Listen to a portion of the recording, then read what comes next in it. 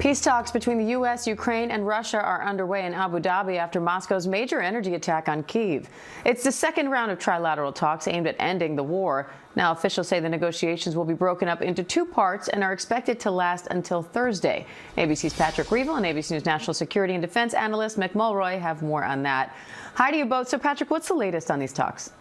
Hi, Dan. Yeah, this second round of trilateral talks between Russia, the US and Ukraine is underway in Abu Dhabi. As you say, it is only the second time that they've been meeting in this format, and that has created some sort of optimism around them. But I think in reality, there's very little hope going into them for any real significant progress. And that's because all sides have made clear that still this sticking point of territory remains. And that is Russia's demand that Ukraine hand over all of its eastern Donbass region. Ukraine has refused to do that because it sees it as militarily suicidal, that it would be making it far easier for Russia to reinvade in the future. The delegation on the Ukrainian side is being led by Kirill Budanov, who's the former head of Ukrainian military intelligence, who now runs the office of President Zelensky. And there has been some reporting in Ukrainian media that the tone of the talks, at least now, it tends to be kind of more substantive, more concrete, and that the Russians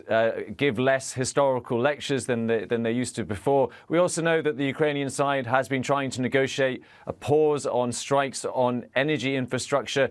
Obviously, we saw, again, that huge attack yesterday by Russia, which knocked out power for over 1 million people in Ukraine amid these freezing temperatures there. It's still very cold, and very large numbers of people are still without heating. So that remains a very important point as well. But for now, there is not much expectation or sign that Russia is willing to stop striking energy infrastructure, Diane.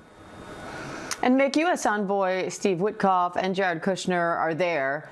But Russia recently broke the Trump-brokered energy truce just a few days in. So how much power does the U.S. have in trying to actually end this war? Well, Diane, that really depends on what we're willing to do. Quite frankly, we had the Sanctioning Russia Act in the Senate now for many months with large bipartisan support. If Russia goes down this path of negotiation, which of course is a good thing, but as Patrick said, there's a lot of immovable positions coming from the Russians. If they continue to do that, and the U.S. and Europe would to add secondary sanctions to the ability of Russia to sell energy and therefore fund their war effort in Ukraine, that could make a difference. If we're not willing to use those type of leverage, then the United States is basically, passive moderator. And I think that is what needs to change to really change the trajectory of where these negotiations are headed. And Mick, Ukraine says the talks will be split into two parts, first with the U.S. and then with Russian representatives. Why do it that way? Well, it's plausible that they want to reduce the amount of emotion in the room. Quite frankly, the U.S. talking to Russia and Ukraine separately will potentially avoid serious clashes. And we can understand why that would be the case, with the U.S. being, in this sense, a moderator, so not somebody directly involved in the conflict. So that's potentially why this is being done. Certainly, for this to actually end in any kind of negotiated ceasefire or long-term peace, it will require the direct negotiations between Russia and Ukraine. And Patrick, what's the latest on the Russian strikes on Ukraine's energy infrastructure after that attack? Yeah, as we were talking about this huge attack yesterday that caused significant damage once again to Ukraine's power system. And, in the past few weeks, Russia has been much more successful in inflicting severe damage on Ukraine's energy grid.